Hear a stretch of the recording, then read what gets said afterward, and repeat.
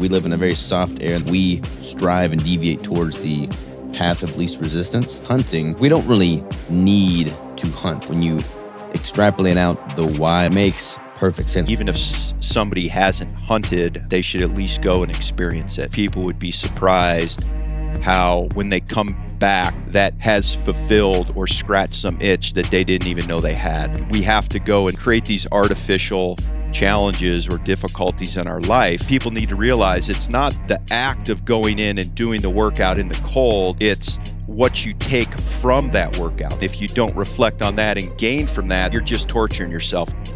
And we are live. John, how are you this morning, good sir? Good. How are you, Robert? It's good to meet you. Good to chat with you. We got connected by way of mutual friend Ryan Muncie, who's a hunting buddy and podcast and just a mindset extraordinaire as well. Yeah. You've been, like, using our product, so I'd seen some of your posts. So it's all kind of coming together now, and now we're actually talking. So I'm excited to chat with you. Yeah, it is kind of interesting. I don't know, you think the world's so big, and it really isn't. And these little circles, they just kind of keep coming together. And yeah, you just keep meeting great people, right? But kind of like-minded, of course, but that's how it works. Absolutely, man. Absolutely. So I am a student of the game of becoming harder to kill. Like, I like the whole philosophy behind that. I think, we live in a relatively soft era, so we need to do things intentionally. We need to create self-imposed hardships that keep us sharp in life. And that just comes second nature to you, man. So give me some backstory on your upbringing. I know you were a diver for the Navy for quite some time. Like, where did all this stem from? Yeah, growing up in the suburbs of Cleveland, Ohio, definitely didn't see the trajectory of my life. But yeah, joined the Navy a year out of high school and became a diver, as you mentioned, and did a bunch of that and spent, thousands of hours. Actually, it was the amount of time I spent underwater was actually, I was adding it up in months and not hours or days anymore. So just a tremendous opportunity. And that was kind of the first half of my career. And then that ability to, dive and have all that experience led me to an opportunity to teach the SEAL teams. Now, you have to understand this is back in the late 90s, but teach the SEAL teams essentially how to get in and out of submarines while they were underwater. So quite a bit different than how it's done today. And once I got in with that community, I essentially never left for the next 15 years. And so I retired, and then I got hired back by those guys. But long story short, the second half of my career, just trying to always be an asset, always trying to help the team, always trying to, if they needed something and I had something to contribute. And that something happened to be, I was at a SEAL team on the West Coast, and that something happened to be my growing experience in the mountains. This is pre 9/11, of course, so I wasn't sure I was going to stay in the military.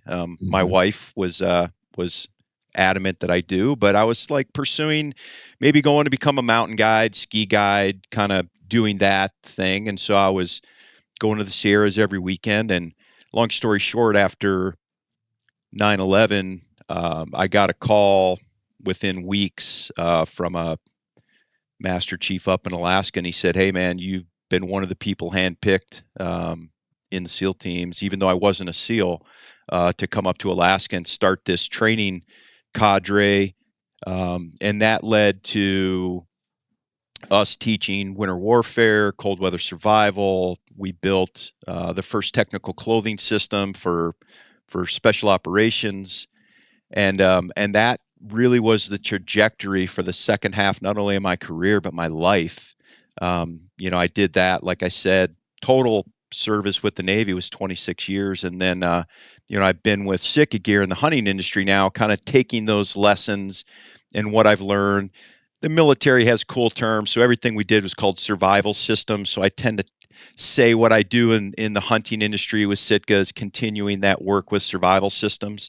But anyways, along that way, you could imagine Alaska is very harsh. You're dealing with tough guys to begin with, but you're also training them to go do an incredibly difficult job. And the thing you realize is nobody gets to go home and they're cold, wet, hungry, tired, have a blister, tweak their back, whatever it is. You suck it up, you move on. And so the culture that you grow up in, so to speak, is one of this kind of uncompromising nature. And so every day, and I say this um, with all sincerity, but you go to work every day swimming with great white sharks, and you're one as Mhm. well. And they sniff a little blood in the water, and we attack each other. And it's not because we don't love each other, but it's just about living up to that standard. And so, long story short, that's just what I know. I don't know anything other than that. And so, now that I'm a civilian in my mid 50s, every day I still try to do something uh, difficult, something I don't particularly want to do. And that could be, the easiest thing, like, man, I don't really feel like doing the dishes. But you know what? Mhm. That's what my wife wants me to do, and I'm going to go do the dishes. Or it could be a cold plunge, or it could be a workout, or it could be, training outside in the cold when you'd really rather be inside in the warmth. Whatever it is, there's always ways, those little ways to just challenge yourself and keep you, I don't know, maybe we'd say keep the edge honed and just not let it get rusty. Do you feel like you were like wired that way from the get go? Like, was that your upbringing, as an adolescent, or did that kind of all come after you joined the military? No, I think I think it was innate. Going through high school, being a three sport varsity athlete, I was always into training. The coaches would have training in the summer. Of course, they couldn't make it mandatory. I was the first guy there, the last guy to leave. Like I just love the preparation, the grind, so to speak. I love that whole process. I don't I'm not necessarily I don't want to say this the wrong way. I don't want to be normal. So I'm not saying I'm exceptional, but I don't want to be normal. And so I'm okay working every day to not be normal. I'm okay to work every day to, achieve whatever it is I'm trying to achieve. I'm like, well, this is just part of the process. And I like that. And I like other people that like that. So Yeah, I feel like when you talk to other people that are like that, it just is an understood, known thing, and you're drawn to them all the more because there's this camaraderie, there's this just relatability. There's similar perspectives shared there. Why do you think we're getting kind of philosophical here? But no, let's if that was just innate with you, as it is with me, and it is with many of the people that you and I talk to on a regular basis, that doesn't seem to be the norm, though. Like the masses don't seem to have that calling. Do you think that stems from just the societal cancer or like parenting, or where does that come from? Yeah, so I don't have children, so I don't want to talk too much about parenting because I'm out of my depth there. But yeah, societal cancers. I love that term. That's a great way to put it. Yeah, I think nowadays things are too easy, and I just told you we have to go out of our way to make things more difficult. And so I feel blessed to have been in the culture. Not to say that diving Navy wasn't that, but it wasn't anything like it was once I got around the SEAL teams, right? Where, Mhm. like I said, sharks in the water, and so that just teases out even more of who you are. And maybe I didn't realize it at the time, but I certainly came to realize it, over the course of my years. But I think things are way too easy now. I mean, as an example, this is probably 4 years ago, but so I came back from an a bow hunting season for elk here in Montana, and I was unsuccessful.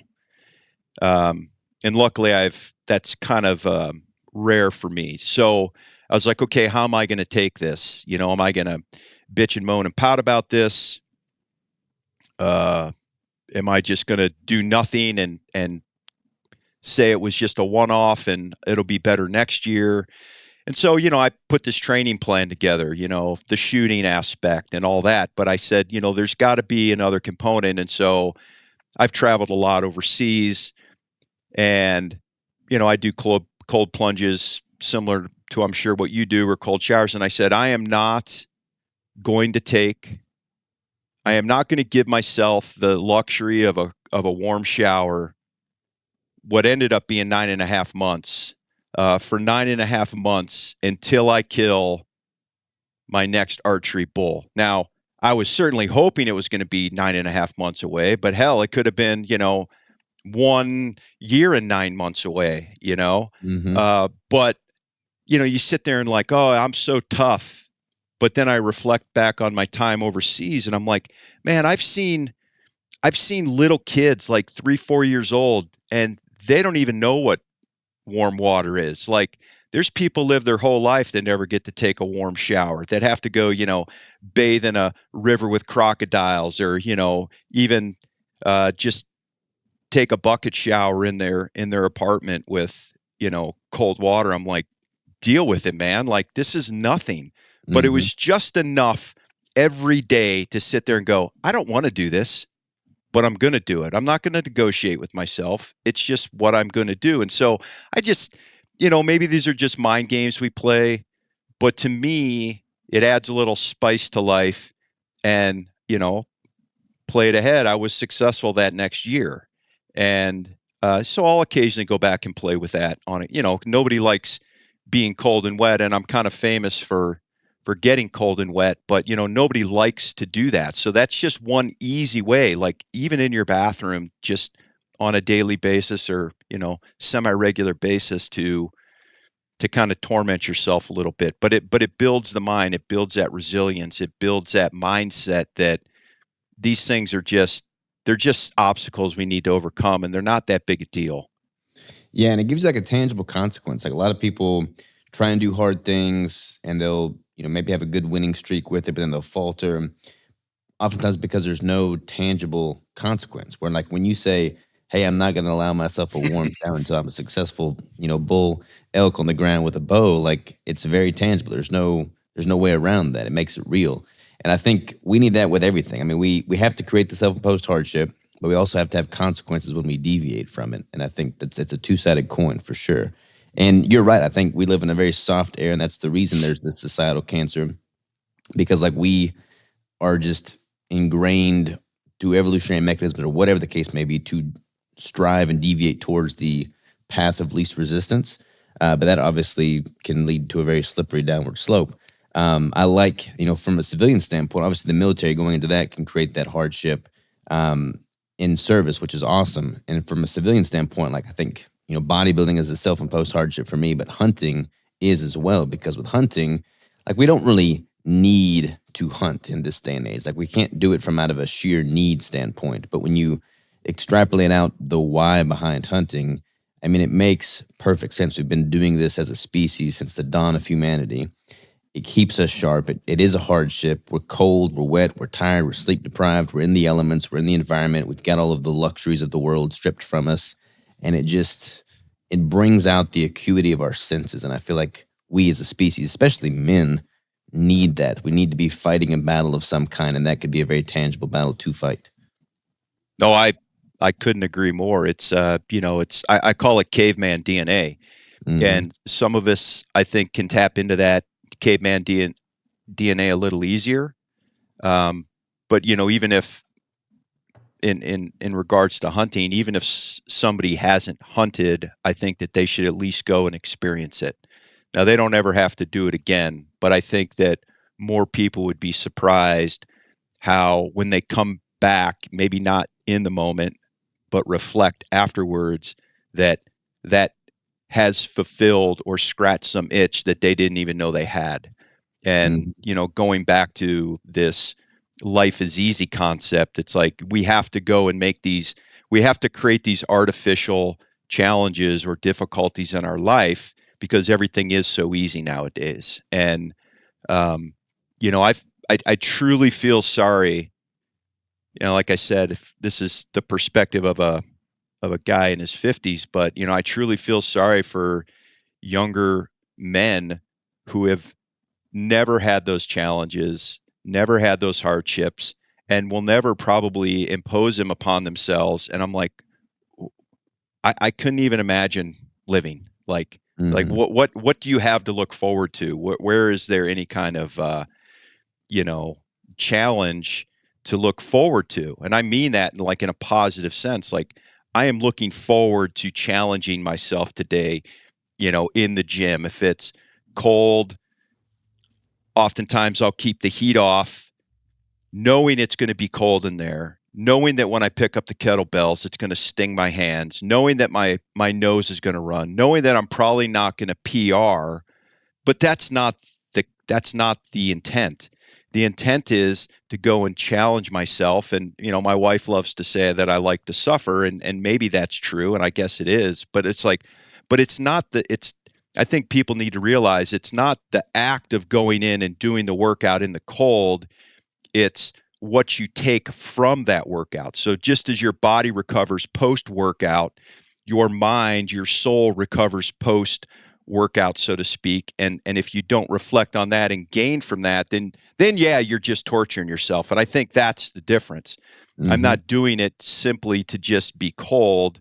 I'm doing it to challenge myself and try to take that lesson and be better in every other aspect of my life. And so yeah, now we're definitely going down some roads, but that's what motivates me. That's what's gotten me up, every morning. Because if not, it's like, I got an office job now, and if I don't go outside, if I don't challenge myself, like I'm just gonna wither away, and that's unacceptable to me.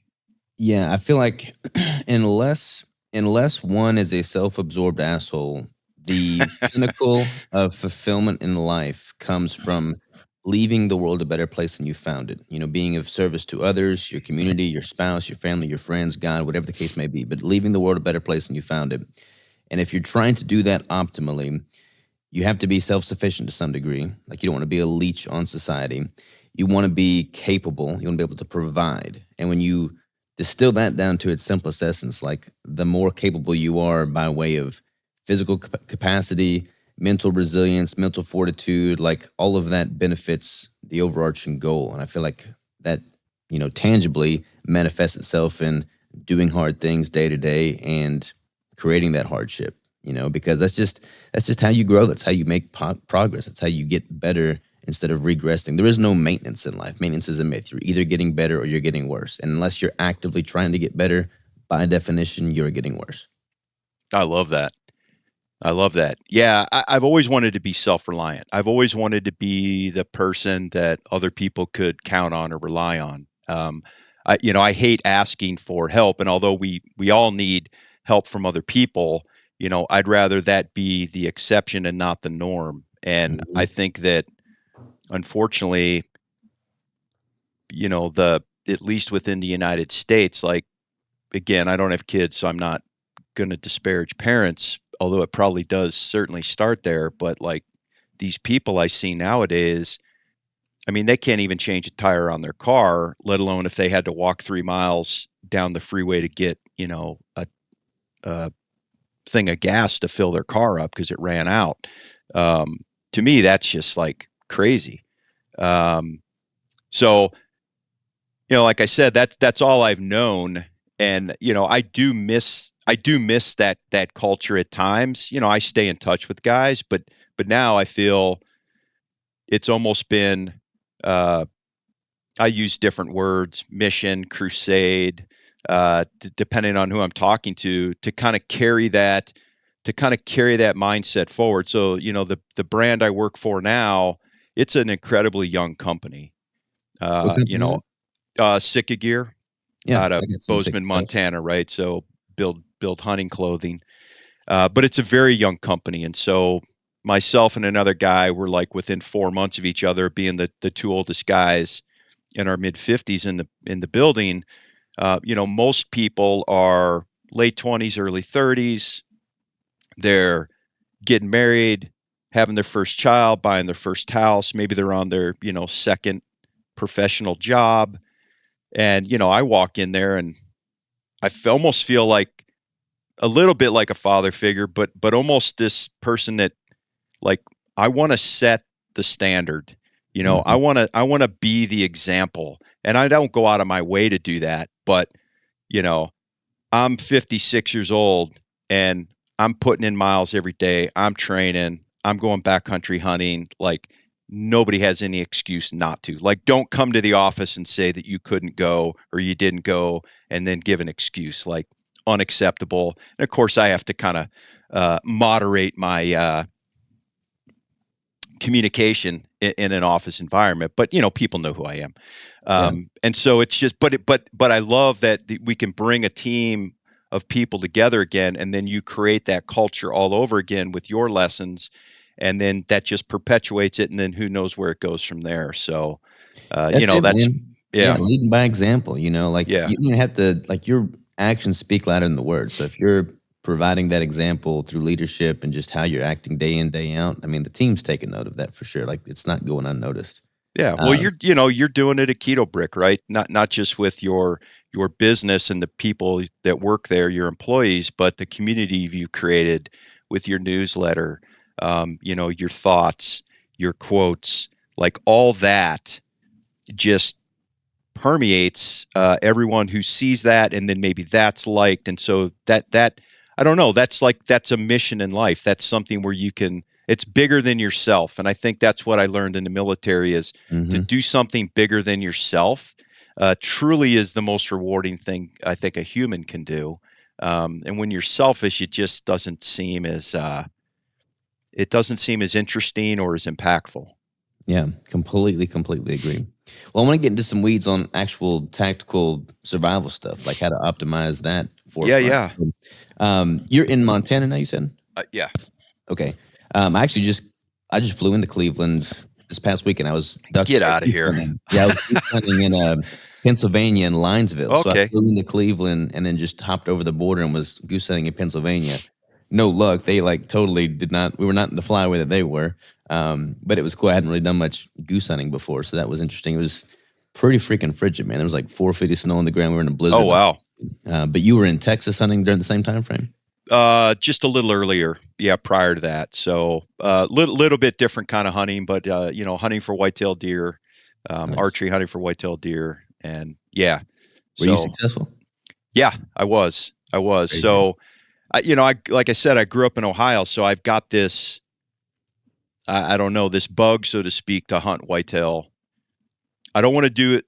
The only thing I want to do in September is hunt elk. Hmm.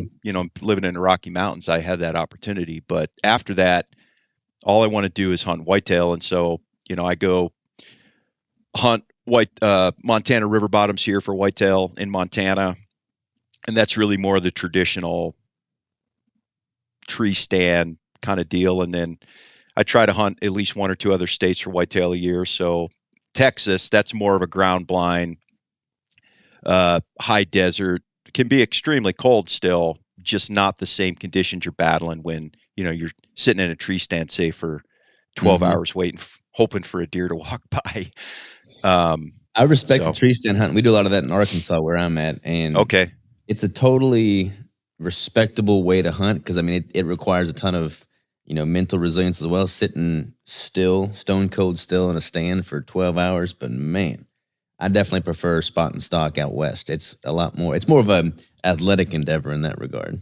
Oh yeah. And, I mean, they both take skill and experience, different, they're drawing on different, skill sets that you have.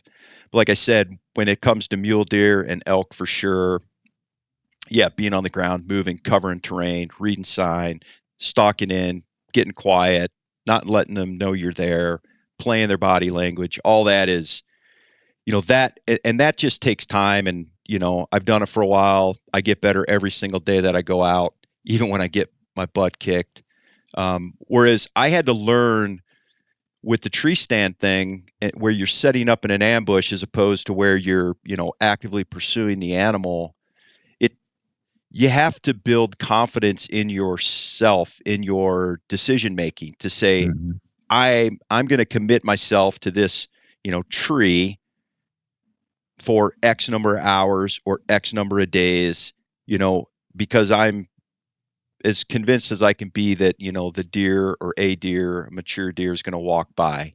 And so it takes that experience leads to that confidence, which leads you to sit there. Vice the spot and stalk, it's like that leads you to, go put in 10 miles a day, Hmm. day after day, because that will ultimately pay off. But like I said, my wife's from Oregon, and so she doesn't get it at all. But there's a switch that flips in my brain after elk season. I'm like, okay, like I'm ready now to commit to the vigil, so to speak, on stand, and wait for these bucks to walk by. Well, shoot, man, we got to get you into Arkansas sometime. We got a big family farm down in the southwest corner of the state, and it's a lot of whitetail hunting. Whitetail, and there's a Really, bunch of pigs down there too, but it's all sitting on a stand. So once you finish elk season, come on down to Arkansas. man, I love hunting pigs. I don't know what it is about hunting pigs, but I'm embarrassed to say Arkansas is one of the few states in the country I've never been to. Not that I know Man, of. I mean, I might have driven through in we got to one remedy night or that. something. We got But to remedy that.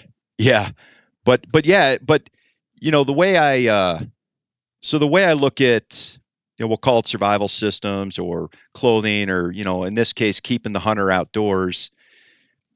Everybody wants to, uh, rightly so, they want to focus on the animal or the pursuit, so spot and stalk or ambush, whatever it is. And they ask me, okay, well, what do I need? What do I need clothing wise? How do I stay warm here or warm there? And uh, I try to break it down into its simplest terms and say it doesn't really matter what you're doing. The human is the human, right? And so the human gets cold the same way, no matter if you're laying in the cold goose field, sitting behind a spotting scope on the elk mountain, or in a tree stand, right? The human body loses heat the same way. And so if you understand how the body loses heat, then you understand how to counteract those forces to keep it warm, right? And so Hmm. clothing is one of those. I like to call it the human's first line of defense. So, ever since the first caveman put on a loincloth, it wasn't probably necessarily for vanity. It was, hey, it's cold out here, and this fire is not enough to keep me warm. So we need some artificial means to do that.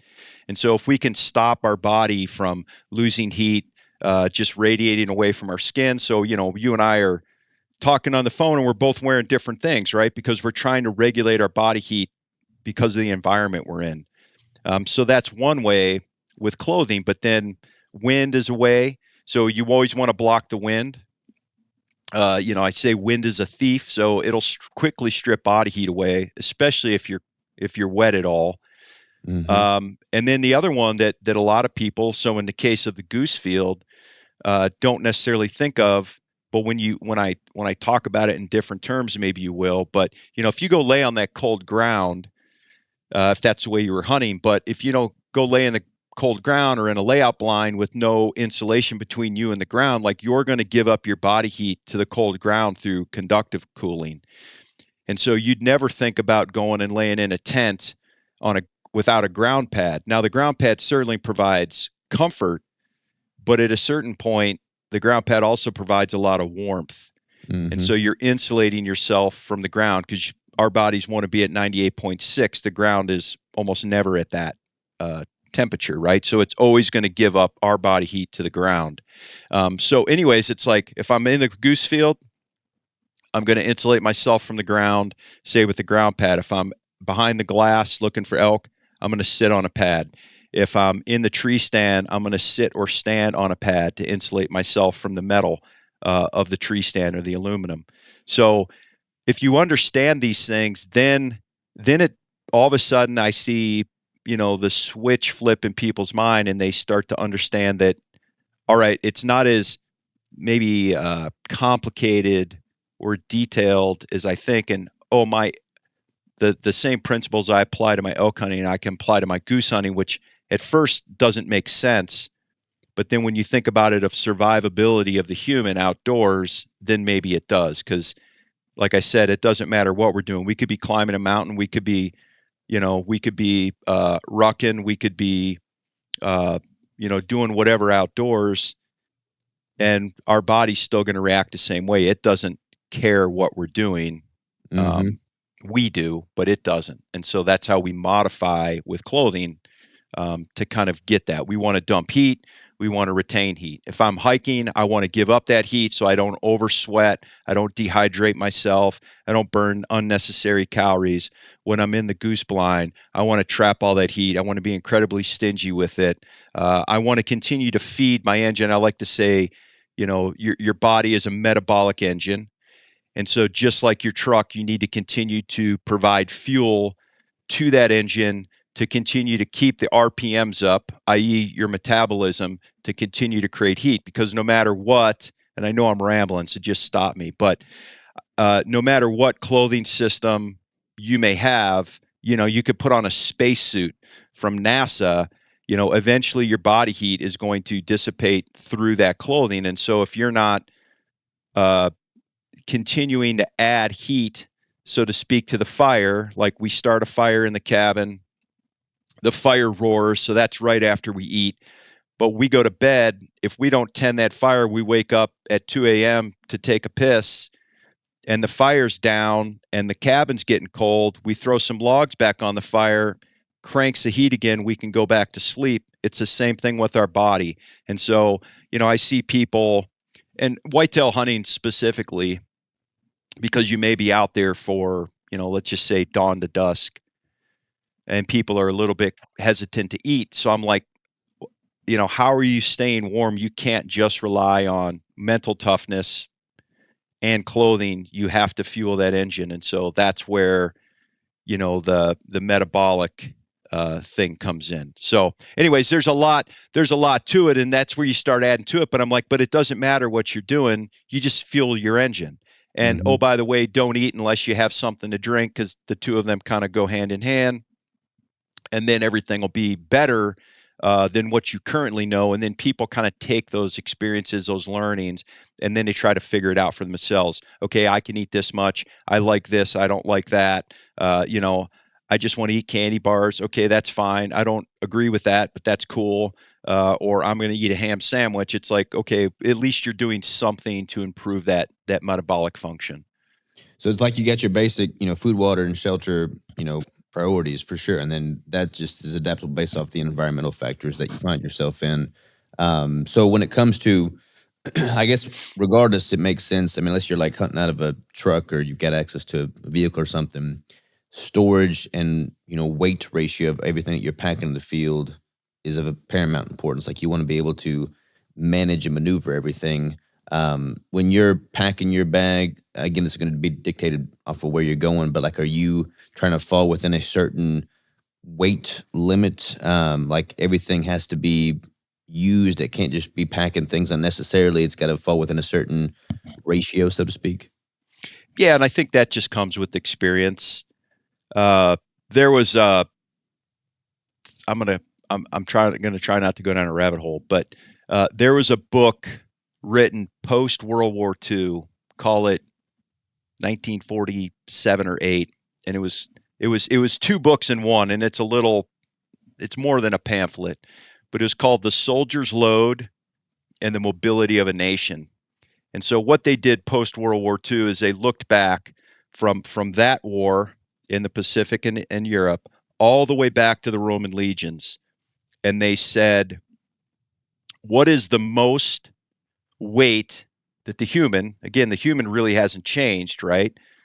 What is the most weight a human can carry into combat and still be combat effective over time? And of course, there's a few variables, and they tried to kind of blend those out, but it basically came down to the punchline was 35 pounds. 35 pounds on the average male is about what we can continue to sustain in combat. So in our case, let's say hunting, more specifically, let's say backcountry hunting or mountaineering or whatever it is. And so I try to stay there. But of course, that's unrealistic, even though I know this, but it's unrealistic because, my weapon alone, my bow with the arrows and all the accessories is 8 pounds, right? And so you have to count all that. And then you put your optics harness on with your rangefinder and your binos and all that stuff. So I try to stay on, say, a week long backcountry elk hunt I try to always keep my pack at 45 pounds. And then when you add all the extra stuff, and the book didn't take this into consideration, but I do. But when you take all the extra stuff, so this is where clothing and the equipment, your weapon system, all that comes into play. You know, if I said, "Hey, Robert, we're going to go do a workout today, and whatever we do, we're going to have, either a 60-pound pack or 60-pound weight vest on," you'd be like, "Damn, bro, like that's going to be tough." Right. But Mm-hmm. that's what we're requiring of our bodies, because by the time you have the 45-pound pack, your weapon system, your clothing, your boots, you're probably at least at 60 pounds. Mm-hmm. But we don't train that way. But that's the reality of what we're doing. And so, long-winded answer, but I try to keep it as light as possible. Now, I'm not a complete ultra weight zealot, and over time, you kind of learn what works for you. And I think at first we all carry way too much and use gear as a crutch, and then we get to a point where we carry not enough, and because we think we have a little bit of experience, but not enough to really be smart, and then we end up somewhere in the middle. And for me, that 45 pounds, and so far I've been able to sustain that. I think at a certain point, the older I get, I might have to start, trying some things to cut weight, but generally speaking, that's what I think most people can do if they're training, if they're dedicated to it, if they're fueling themselves properly. And then that's not to say when you kill a bull, in my case, you've got a 700-800 pound animal on the ground that you're going to carry, you know, let's just say half of that, 350, 400 pounds of meat with the bone in, out of the field. So that's a totally different that's a totally different requirement that Yeah. stresses your body even more, right? And it kicks your butt, And man. Like that, you got to be in shape for that stuff. well, it does, and so just to brag a little bit, so me and three guys, we this year, we went 4 for 4 on elk in a 12-day hunt, and so we various distances, but we hauled 4 bulls out of the field in 12 days, but 3 of those came within a 36-hour period. So I was the last one to kill, which is pretty historic. Uh, but in 36 hours, we killed one that morning. We had to hump that one out uphill the whole way, and then killed one that night. That wasn't so bad. That was like halfway up the mountain, so we could take that down.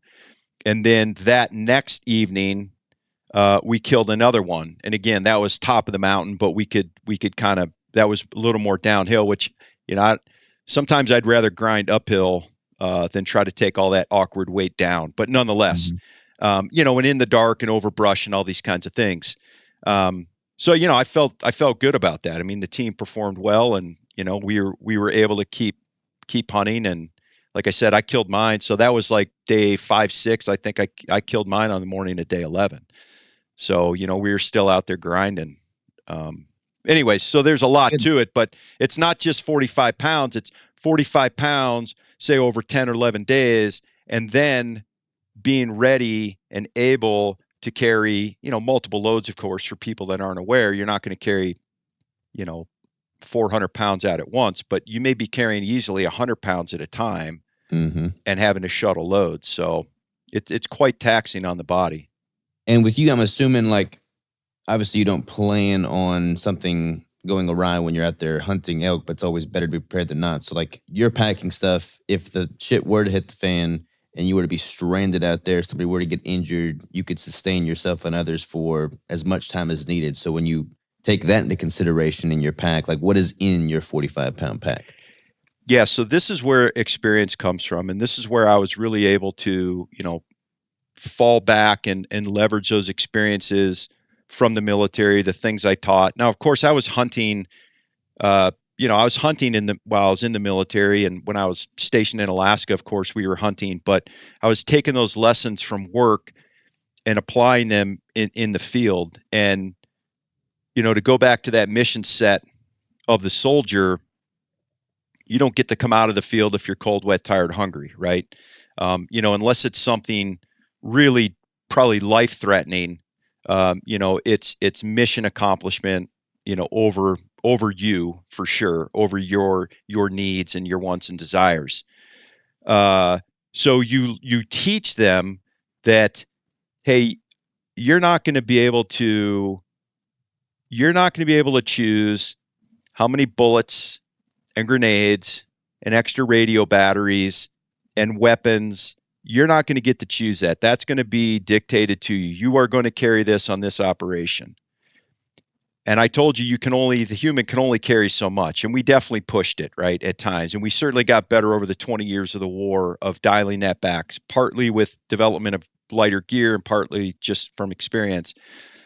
So it's at the end of the day, you're only going to have so much room in your ruck and weight that you can honestly carry. And so you start to boil it down. And the things we have come to the conclusion that are kind of mandatory to keep the hunter in this case in the field, and this is minimum, is some type of lofted puffy jacket. So for people that might not know what that is, these are the classic puffy lofted jackets that have quilt lines and hoods and things like that. And what that's going to do, going back to how the body loses heat, is that is going to trap body heat. It's going to trap that body heat within the loft, that dead air space created by the down feathers or synthetic. And it's got an exterior face that doesn't let that heat escape very quickly. Now, we were fortunate in special operations that we were able to, have puffy jackets as part of our uniform. And I'm not sure nowadays, but it was trending in that direction. But it's really the number one, in my opinion, life-saving piece of clothing. And so it's non-negotiable. I carry a puffy jacket. It doesn't matter what I'm doing. In Texas, in the desert, going to a high lake to fish in the summer or elk hunting, or in the middle of winter, you have some type of puffy jacket because of what it does. It can trap that body heat. And then the second thing is rain gear. Now, rain gear, depending on where you live, is like, well, I don't really need rain gear. It never rains around here, et cetera. And I'm like, yeah, but it could.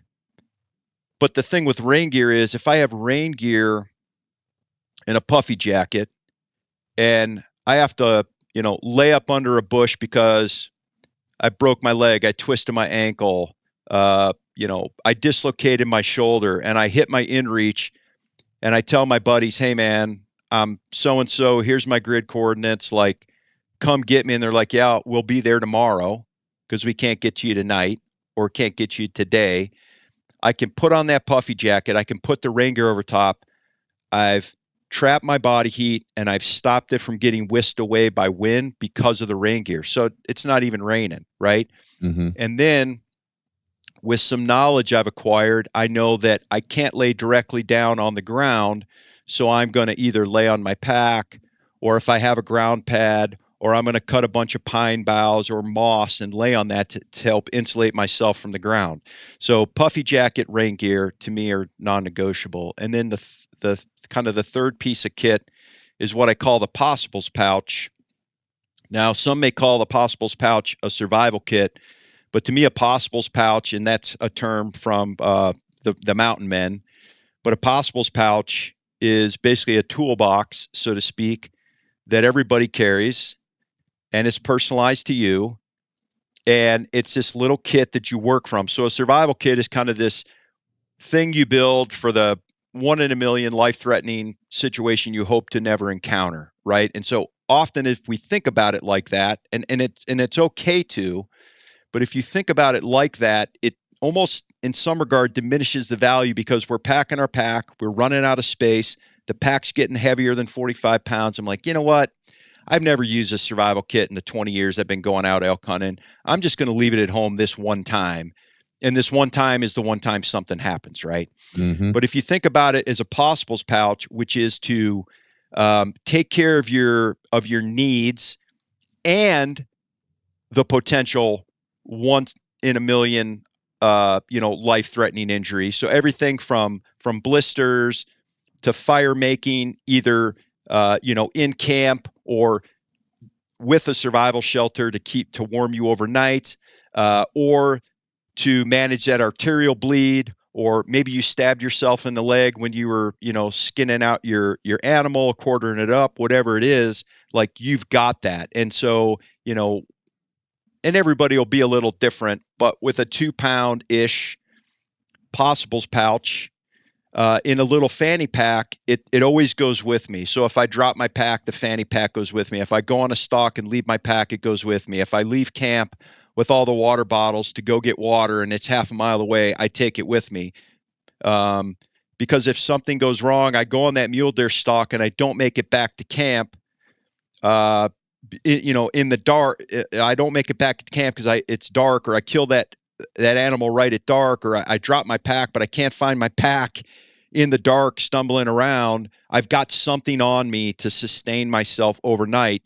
Mhm. And what you do is you cut down on that potentially life-threatening panic situation, and you just make it an uncomfortable night out, right? You eventually turn it into a good story to tell around the campfire, as opposed to this life-threatening, man, I almost died of hypothermia story, or man, I almost bled out and I had to, pull the duct tape off my trekking pole and or my belt off my pants and make an impromptu tourniquet so I didn't bleed out, whatever the case may be. And so, a possibles pouch, and I know I'm very long-winded in my answers, but a No, you're possibles good. pouch to me should have 7 key capabilities. And again, this is based over 20 some years of experience, but in order of kind of priority, is number one is shelter. So clothing's our first line of defense. That's your number one shelter. But secondarily, it could be, if I have some 550 cord, some parachute cord, if I have a space blanket, I can wrap the space blanket around me. I can use the paracord with a little knowledge to build some kind of impromptu shelter, like an A-frame or a lean-to. So there's a fixed blade knife in there to help manage that. So shelter's one, water is two. Water you need. So I think nowadays with most modern technology, if I inReach you, you're going to come get me soon enough. Uh, I'm not going to be out there for days and months at a time, but you need to have some water if you don't already have some in your pack. So like little pack of chlorine dioxide tabs will prevent you from going and grabbing water from the stream or the elk wallow and then getting diarrhea and making yourself miserable, right? And so then the other one is food. So you could have a pack of energy chews. You could have part of a keto brick. You could have a gel, whatever. But you could also have the ability to, if you're up near a lake or on a stream, like a small fishing kit, right, to go catch a fish. And then fire. So fire is like fourth in line, because fire, I think, is a luxury in the backcountry, and you can't always count on it. I've had conditions where I'm good at making a fire, and I could not make a fire. You can make a fire, but you can't make a fire that provides the life-giving warmth that you're actually seeking, right? To warm yourself or your buddy from dying of hypothermia. So those are kind of the top four. And then it comes down to medical. So you have some medical-ish items that I think need to be built to your specifications. So no reason to carry sutures if you don't know how to use them, right? No reason to carry a tourniquet. I mean, there is, but if you're not comfortable using a tourniquet and you're not going to use it, you shouldn't. Just don't carry it. And then signaling, so some primitive forms of signaling, a signal panel, a signal mirror, a whistle, whatever, because things happen. Cell phone batteries die, you drop it in a river, it gets lost. And then the last one is just basic repairs to gear. Like you put a hole in your ground pad and now it's leaking and you're not going to get that insulation from the ground. There's your excuse to leave early from your hunt, right? Mhm. Or you break your trekking pole, or you break your tent pole, or you break your bootlace, right? Or all those kinds of things. And so, again, it's this toolbox you work from. And so, long-winded answer, puffy jacket, rain gear, and a possibles pouch with a little bit of training, and which you can do on your own, you are incredibly capable to endure the elements, and if something happens, to hopefully mitigate down that risk so it's not life threatening, but also just to stay out there and take advantage of the freak snowstorm or rainstorm. You've spent maybe 2 weeks of vacation and 3 years of your life applying for tags, and all the money to drive out from Pennsylvania to Colorado on this elk hunt, and now a snowstorm comes through. You don't want to get pushed out of the mountains. You want to ride that snowstorm out and then be ready when it passes to take advantage of the great hunting, and everybody else is going to get pushed out of the mountains, right? So all these things kind of start coming into play to help you with this modern technology to be very, very capable and competent in the field nowadays. Yeah, it is wild how much is available to us now from like a gear standpoint. Like It's it's overwhelming. impressive. It is. Yeah. And like the apparel, I definitely want to pick your brain on apparel because you're front line with Sitka, but like, I've killed more deer in a pair of blue jeans and a t-shirt than anything else. But the amount of hype around gear now, I mean, it's like a legitimate technology. They don't even call it clothing anymore. They call it systems. You got your cold weather system, you got your Right. spring system, your turkey system, your deer system. So talk to me about that technology. I've got a lot of Sitka gear. I use Sitka. I know Kuiu is a really popular brand too, Yep. especially out in the PNW Alaska area. So with you having gone to Alaska, with you being in the elements, with you working hand in hand with military application and hunting guides, like what is the top creme de la creme when it comes to gear? Yeah. So the systems is the way you want to think about it, where everything works together harmoniously.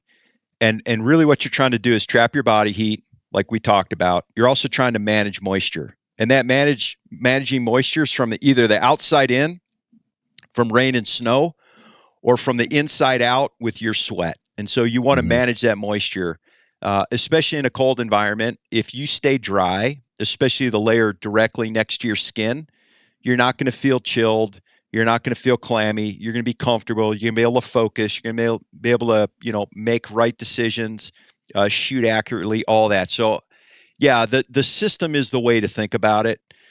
You can certainly cobble together, and I do this for people all the time. You can certainly cobble together, a bunch of different disparate parts from different brands. That's totally fine. You can also just choose one if that's the one you like, and you can build a system with them as well. But when you build a system, really you only need at the most, unless you're going into extreme cold, at the most 8 pieces of clothing, which really kind of shocks people. But the more I thought about this, and I mentioned earlier that the team I was on helped build this clothing system for special operations. It had 24 different pieces of kit. So it had 8 layers, but 24 pieces of gear. Now, of course, that was the government, and we're trying to give guys, clothing for a very, very broad spectrum of conditions. But really, when you go out, if you have 8 pieces, so a base layer that goes directly next to your skin, that's really the thing that's going to manage your moisture. So it's going to pull moisture off your skin. And in a cold environment, pulling it off your skin is going to make your skin dry. You're going to be warm. But in a hot environment, if you're just wearing that as your outerwear, it's going to pull moisture off your skin and allow you to cool off through evaporative cooling, right? So it's really important. I think people, that's where they make their mistake, because let's just be honest, like long underwear is not cool, right? It's not sexy. It's hard to talk about. So you put that on, synthetic or wool, it doesn't really matter. And that's kind of your base. That's a foundation of your house. And then everything else you build on top of that's going to perform better. So, nowadays it's, you mentioned jeans, but, soft shell pants. So something made of polyester or nylon, that's the pants you put on, all different kinds, knee pads, no knee pads, hip vents, you name it. But you need that pair of pants. That's kind of your uniform, so to speak. And then for tops, you start to go with, excuse me, something that we actually brought to, when I say we, the military helped bring to the commercial market, was what we call active insulation. And active insulation, kind of as the name implies, is insulation you put on your body when it's cold out to help keep you warm, but you're moving, and so you're generating heat, and you want that insulation to trap a little body heat, but breathe exceptionally well so you don't get sweated up, right? Because we just said we want to try to stay dry. We want to manage that moisture. So Polar Tech and Primaloft are kind of the 2 premium ones in that space. Excuse me. But it could be as simple as just a grid fleece. is kind of like the most basic form of active insulation. So that's an active insulation top. And then I think something that people overlook, I'd already mentioned to you about rain gear, but I think some type of wind stopper. It could be a wind shirt, it could be a wind stopper jacket, but something to just cut the wind. And the reason I say wind stopper as opposed to rain gear is rain gear often is too loud for hunting. If you're trying to hunt a pig or a deer and you're in rain gear, one, you're going to sweat because it doesn't breathe exceptionally well. And it's going to be probably too noisy, and the animal's going to hear you well before you get there. So just a light wind stopper is going to often be very quiet and cut the wind so that you don't get prematurely cold. And then we go to the puffy jacket. So the puffy jacket is that, again, that static insulated puffy jacket that is going to be oversized. We can put it on at breaks. We can put it on in camp. We can put it on in the ground blind. We can put it on in the duck blind, whatever it is. And it's just going to be cozy and keep us warm. And then the last two pieces are rain gear, top and bottom. So, that's going to not only block wind, because the only thing that's going to stop torrential rain or keep snow out of your clothing and keep you dry is rain gear. And so to me, I almost think of rain gear as like this specialty piece of clothing that's at the bottom of my pack that honestly I hope to never, ever wear. Like, I hope to never wear rain gear again in my life. If I never wear rain gear again in my life, I'll be just fine. Mm-hmm. And out of those 8 pieces, you're probably wearing anywhere from 4 to 5 at any one time. So it's not like you have a lot in your pack. But it doesn't matter, Robert, if we're duck hunting, elk hunting, whitetail hunting, climbing a mountain, ski touring. Obviously, the pieces may be a little different, and the camouflage or lack of may be a little different. But that's really what the human needs to manage their own internal temperature and moisture, and then manage the elements from the outside in. Makes total So sense. that's where the system comes from. That's why people talk about systems, and that's why we build systems. And honestly, from a business perspective, not that in the military we weren't a business, we bought things, we didn't sell anything. But from the civilian performance side, we want to, sell somebody a system. I'd rather sell you 8 pieces of gear that I know is going to work and you're going to be stoked on and come back and want to buy more than sell you 1 piece of gear that you may or may not use in the proper way or context, and then go, yeah, it's okay, this jacket, but it's not really great. So I'd rather the brands would rather, no matter what it is, would rather you use the product the way we intended. But with all that said, everybody's intending it to be worn the same way, because to go back to what I said earlier, the human's the human. Like, we're Yeah. not splitting the atom here. It's not as complex. And every brand nowadays, every technical brand, if they choose to, has access to the same technologies, the same insulations, the same insect shield would be great for your Arkansas areas to keep insects like ticks and chiggers and mosquitoes away from you. Everybody's got access to that. So really, it comes down to the brand you love, how it fits, your price point. Do you need it? If we're going to walk around your farm with lever action 30-30s and shoot hogs, like, we don't need to invest in a $1,500 Sitka system. But if you're going to go lay in that goose field when it's 4 feet of snow and probably pushing 10 degrees out, and you want to have an enjoyable time and not just shiver your ass off, you should probably look at a technical system to go goose hunting. Or, if you love whitetail hunting as much as me, it's probably worth investing in a whitetail system so that you can, is often the case with me, if it's a 10-day hunt, I'll kill on day 9. So I'll have to endure all those days. And the only way I've found success is to be stubborn and just be on stand to take advantage of the one time the deer happens to make a mistake. So, that's where I think it's up to each person to kind of figure that out for themselves. Totally. What drew you to Sitka specifically?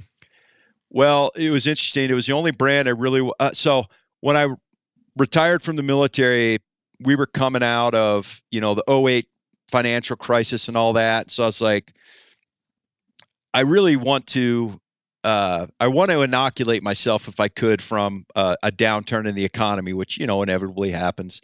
So I said, well, the 2 things I could get into is that I'm passionate about is either, pet toys because everybody loves pets. Nobody's not going to buy stuff for their pets, right? So either pet toys or, hunting. And I kind of say it as a joke, but I meant it, but I didn't really know what I meant by it. So Sitka was the only brand because they were the first technical brand. I thought they were doing it the best. In my mind, they were, the pinnacle. I still think that, but at the time I thought they were the pinnacle. And then my relationship in the military I had with WL Gore, who makes Gore-Tex. Mm-hmm. They would make our dry suits, splash suits. And so I knew some of those guys because they would help us select the right stuff to then get it built into, say, a dry suit. That I knew that, excuse me, that Gore had bought Sitka. So I knew there was some commonality or familiarity there. And so I applied. I got turned down the first time. Went to work for another brand out in Seattle called Beyond Clothing for a buddy of mine building really specialized uniforms for some tier 1 units. And then Sitka called me back 11 months later and said, yeah, we'd love to talk to you again. And came out here to interview and got the job, that day. What really was the catalyst was, I didn't know this at the time, but the owner, one of the founders, who's a friend of mine now, we have a mutual friend, and the world knows this mutual friend by his pen name, Jack Carr. But Jack and I, we knew each other back on the West Coast SEAL teams way back in the kind of the mid to late 90s, and we'd been in touch and kind of worked together. And so the last guy I worked for, I was in Alaska. Jack was kind of my boss in San Diego, was him. Well, long story short, they're riding up, the founder of Sitka and Jack, on a chairlift in Tahoe. And Jack mentions my name. The founder, Jonathan, says, how do you know John? He gives him the quick story. And he's like, well, hell, we turned this guy down 11 months ago, called me, said, and so it was kind of like who you know. And then it was up to me to charm him and BS him that I knew what I was doing, which in hindsight I didn't. And I got the job, and I was the first big game product manager, so managing all the big game category. And then eventually I ended up managing the entire hunting business, which is, you could imagine 95% of the business at Sitka, all the product for hunting, all of it, whitetail, waterfowl, big game, all of it. And I've since given up the waterfowl side now. But it was a lot. But I just took those lessons from the military and that real world experience, that uncompromising nature, taking it in the field. So, I think lab testing is important, but, I don't know about you, but I've never hunted in a lab. I've never worked out in a lab. It's all in the field. It's all real life. And so taking those lab results, but taking it in the field and testing it, I'm famous for this thing called the rewarming drill, where you get wet and cold in all your gear, and then get out, set up your tent, dry yourself out. That was what we did in the military to train guys to not panic, to be able to stay alive, continue the mission. And so I just brought that mindset, going back to mindset, to Sitka, to the field testing, and kind of, I always thought Sitka had those standards, and I was there to either meet them or exceed them. And so that was kind of what I brought, because I certainly didn't bring an MBA, but I did bring that real life experience and that kind of uncompromising nature. So so I've been there 11 years now. Crazy it's all enough. stuff, man. I mean, most of my gear is my bow is wrapped in that Optifade camo. Oh, yeah. Man. It's all my stuff. A lot of my stuff Sitka. I haven't pulled the trigger on that. They've got like a Stand Hunter Extreme line or something like that, like the like Fanatic parka. Yeah, I haven't pulled the trigger on that one, but that would keep me warm, right? Well, we need to talk afterwards, because we need to get you one. Oh, it's so warm. I have yet to find conditions that are cold enough that I could actually walk to my stand wearing the whole thing. You'd have to put it on once you get there, probably. Yeah, at least the jacket. Yeah. Awesome. Yeah. Well, what do you think? I know we're kind of over on time already. I want to be respectful of your time, but just with you being in the hunting genre as a business, you kind of see demand ebb and flow. You see kind of trajectories there. Do you feel like the general population is starting to have more interest in hunting as a sport and lifestyle? I mean, there's obviously the need, the demand for hunting isn't there like it used to be, obviously, because we have this plush environment. But I feel like the psychological, emotional benefit is there more than ever. Do you feel like the general population is starting to take more interest in hunting as a lifestyle and pastime?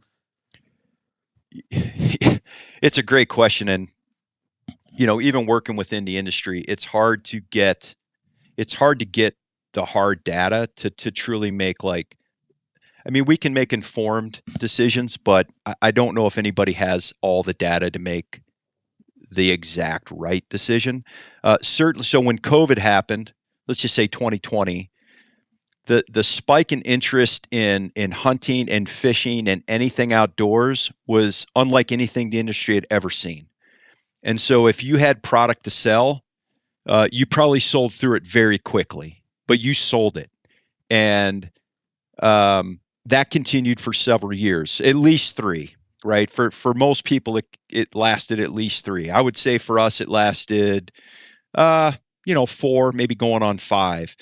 But as people started to, and I won't go long winded on this, but as people started to kind of come out of COVID and realize that, they could go back to playing, pickleball or golf or whatever the heck they came from, and maybe they didn't have as much success or fun hunting as they thought, or maybe they did it and they just satiated that appetite and they went back to playing golf.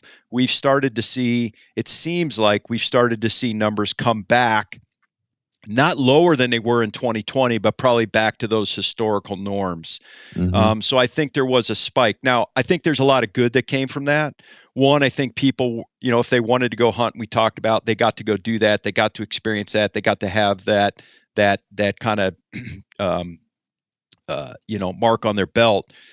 I think that it made people that maybe were maybe leaning maybe anti-hunting or didn't have an opinion on hunting. Maybe they're pro hunting now. So even if they're not actively doing it, they'll at least support it.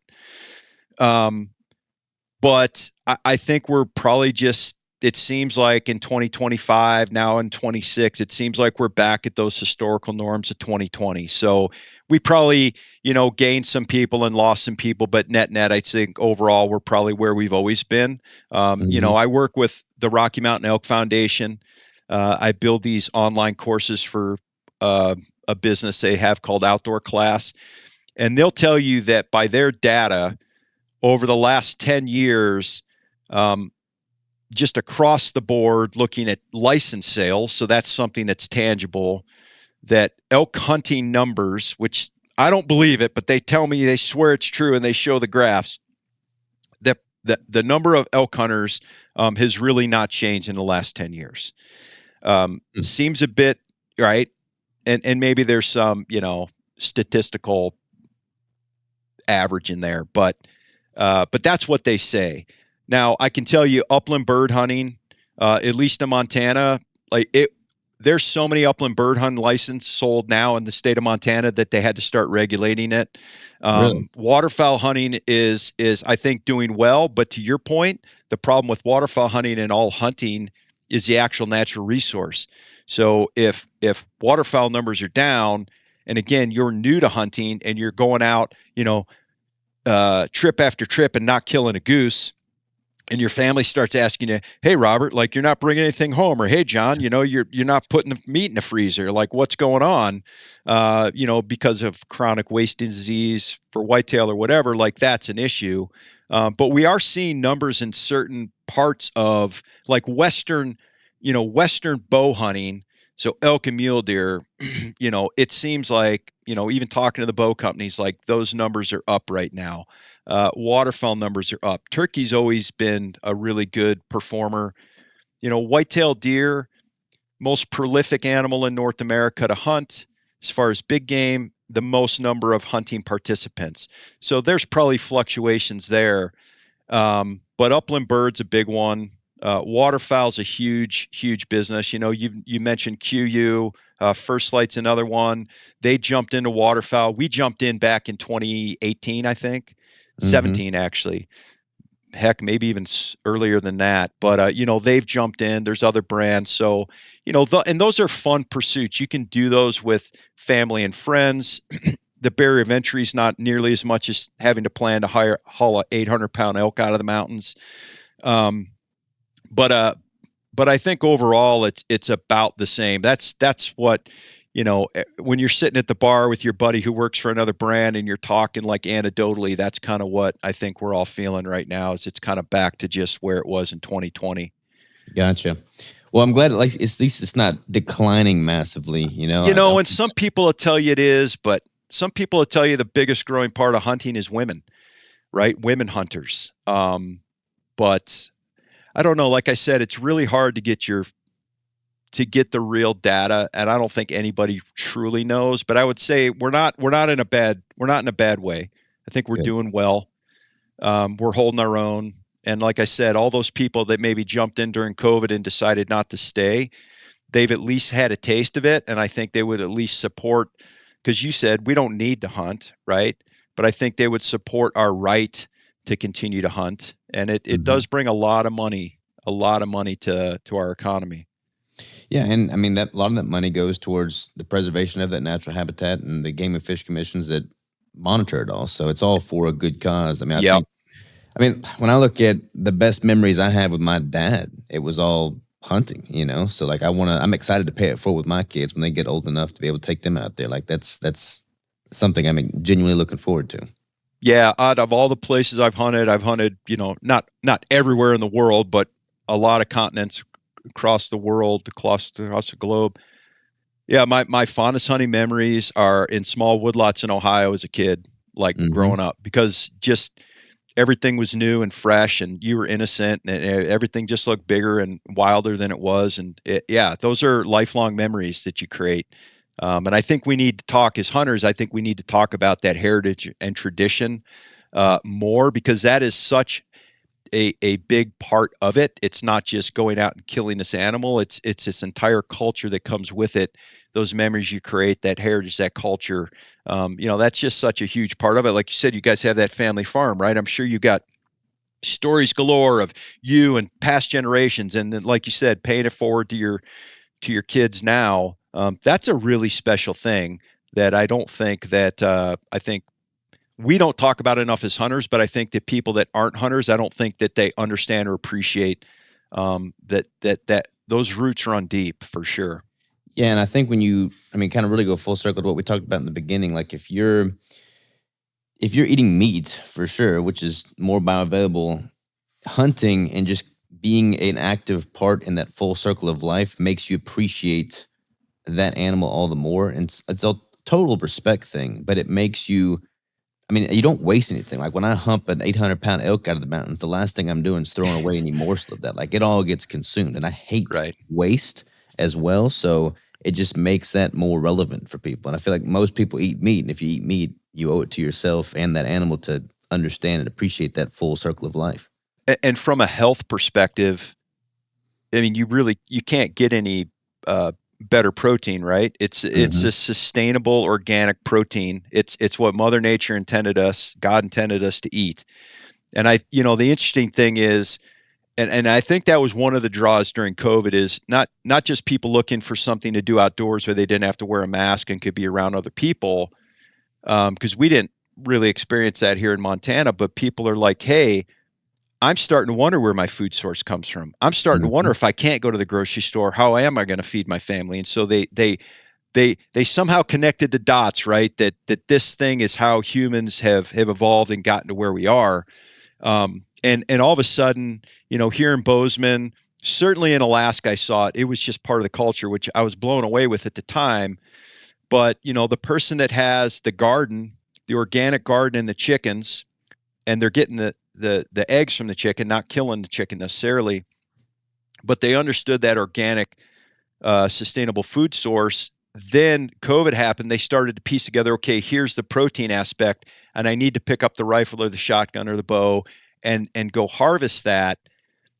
That opened up that aperture for those people. Now in Alaska, you would see people that you're like, man, that person is the most liberal, granola, greeny, anti-gun person you'd ever want to see. That's how you would paint them to look at them. But I guarantee almost every one of them had a rifle or a shotgun and went and shot a moose, a caribou, a something, and caught their fish, because that's just the way they lived up there, and that's how you had to sustain yourself.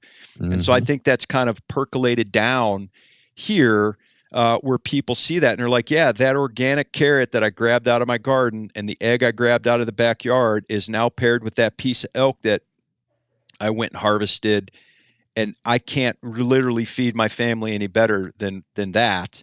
And that's, the food aspect, which we really haven't talked about it in regards to hunting, but that is the biggest. That's the red line, the red thread that ties this all together. Is, every human eats. Now Yeah. we eat something different, and like you said, the vast majority of us eat meat. So, this is what got us here. And if you choose to participate or not at this point is up to you. But like, you should at least go experience it at some point, because that's about as deep as your roots go as a Homo sapien, right, on this planet.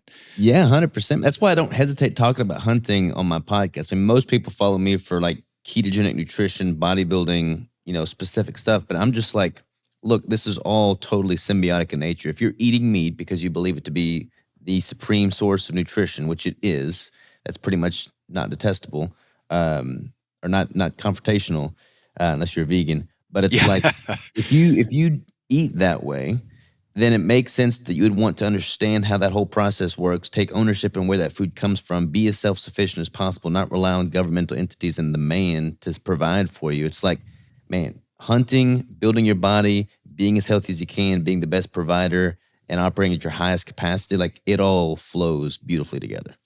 Yeah, and you mentioned vegans, and we tend to laugh and kind of poo-poo them, and maybe rightly so. But it's amazing. I mean, I know people who are vegan that they at least wanted to go out and participate. They Mm-hmm. didn't want to pull the trigger, but they wanted to go participate in the hunt, right? Which, hey, I'm okay with that too. Like, go out and participate in the hunt. Hey, let's go shoot a duck. Let's go shoot a turkey. Maybe you don't want to be there to see a bull elk killed, but let's go do that. Watch how we process the animal, cut this animal apart, see how it's put together. See that this is a blood sport. But I think when you do that, it can't just stop there. It's got to be that real farm to table, or field to table in this case, where you then sit them down, and even if they're not going to eat it, but you show them the process where this became an animal we pursued to immediately upon death, it became food. It just squares with everybody, even if you choose not to participate. I think people just kind of innately understand or feel like, okay, this is, even if I'm not participating, it is part of my DNA. And they're curious. A lot of people were curious about it during COVID, and they wanted to see that kind of circle of life. And I think it's just an awesome thing. And so, yeah, it doesn't matter if you're vegan or not, like, it's still part of who we are. Yeah, 100%. I think a lot of the vegans out there detest eating animals because they don't want to support, factory feedlot beef and very poorly designed animal welfare, operations. But you ask any legitimate, respectful hunter, they despise that too. That's I why do. they Yeah, hunt. So it's like there's a lot more absolutely. in common than not. Absolutely. Plus, to going back to, there's the adventure side, there's the training aspect. Like, I like to Hmm. say, there's no off season. What motivates you to get out of bed every morning and like train? We all have different goals. For me, it's elk hunting. Like, that is my primary, like, that's my driver. But, we all need that. And so it creates this lifestyle, this culture, this whole thing, um, that I think is just so beautiful, that, I think that when people jump in, they actually feel the strength of that, and kind of get, pulled in even ever deeper. 100%. 100%.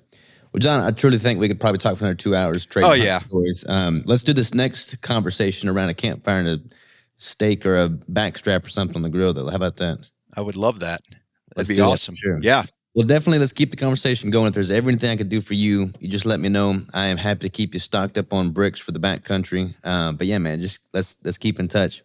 Yeah, well, thank you. We didn't even talk about the bricks, but the bricks have been an immensely important fuel source for me for all these backcountry endeavors the last 3 years. So, yeah, Awesome. thank you for doing that. Thanks for the community you built. Thanks for the opportunity to come on and talk. And yeah, I do look forward to doing this again.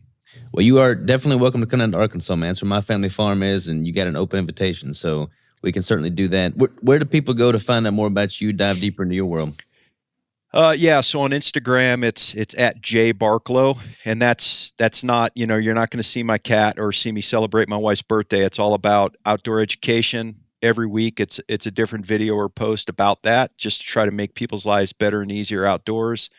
I've got 2 courses, a third getting launched soon at outdoorclass.com, which is the RMEF.